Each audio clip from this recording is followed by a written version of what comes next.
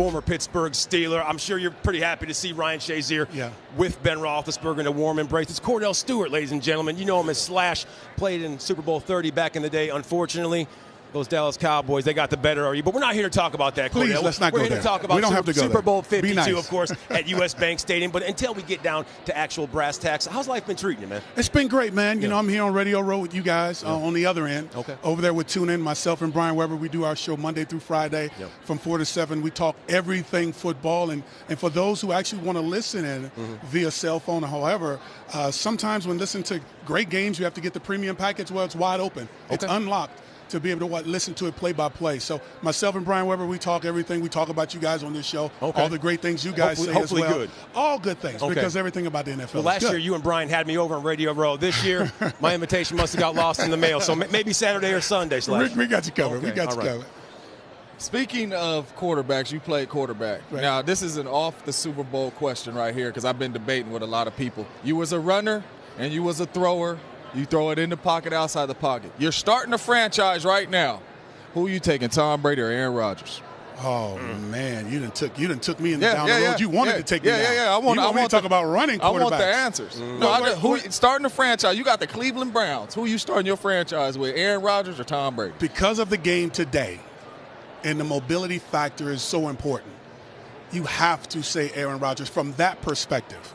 Wow. But the ability to be able to win in moments and times in games that we've never seen anyone do it before.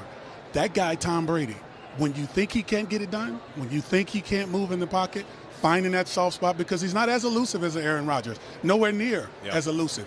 Where he has his weaknesses, which is the scrambling capabilities, he gets you between the ears.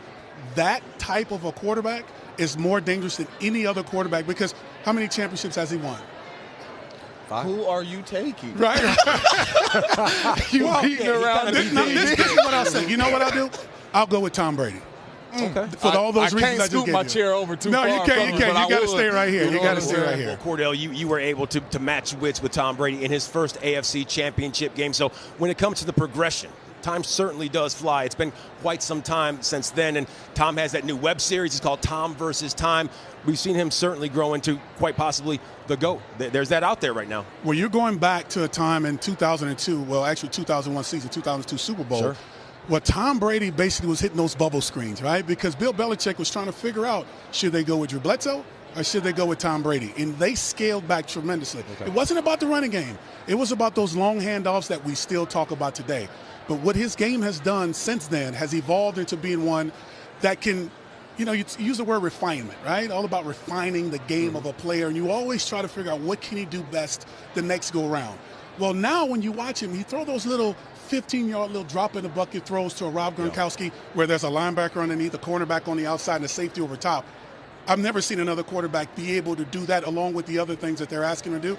In doing it, let's just say with less in the sense of name players. I mean, you lose Rob Gronkowski last week, and what happens? Amendola steps up. He ends up being the game breaker. And then all of a sudden you have Brandon Cooks coming from New Orleans. And we could keep going on and on about this. I know exactly what you're talking about because we call those balls the hole shots. Yes. Right when you release outside the cornerback or outside the linebacker and you're able to squeeze it in between that safety, few quarterbacks can make that throw because you got to throw it with anticipation. So speaking of Tom Brady, what do the Philadelphia Eagles have to do to win this game on defense? If we're going back to Super Bowl 50 and the time in which we saw the Denver Broncos play against New England on the road in Denver. Sure. Everybody talks about it all the time, right? Let's run the football, keep them on the sideline, let them get cold. Just hit them and hit them and hit them. The thing about what the Denver Broncos did back then is they did it for 60-plus minutes. They were prepared to. DeMarcus Ware, Von Miller, that pressure you had off the edge, which condensed that pocket and didn't allow him to be able to follow through on some of his throws. The problem we saw this year and going back to the Super Bowl last year, the first half of those games were phenomenal. The Atlanta Falcons in the Super Bowl up by 25 in the latter part of the third quarter. To this Jaguars team being up 20-10, playing phenomenal in the first half. What they had in common in the second half, they just didn't finish. This Philadelphia Eagles team, when it comes to rotation with Fletcher Cox, he talked about it all this season. They didn't have him playing all game. They had him playing pretty much maybe half the snaps. The latter part of the season, they gave it to him. If they can continue the rotation, Jim Schwartz keep dialing up that no-fear type approach of going after the quarterback. Be prepared to play for 63 minutes, not 60 minutes like we all talk about, right? 63 minutes. I think this team has an opportunity to be really special. You know what's funny? You talked about Tom has it between the ears. And all I hear is Philadelphia fans, people talk about Philly's defense. They rotate a lot of guys. Right. Tom is so smart, like Aaron Rodgers is smart. When you're rotating all these guys off the field, he's going to catch you with 12, 13 men on the field.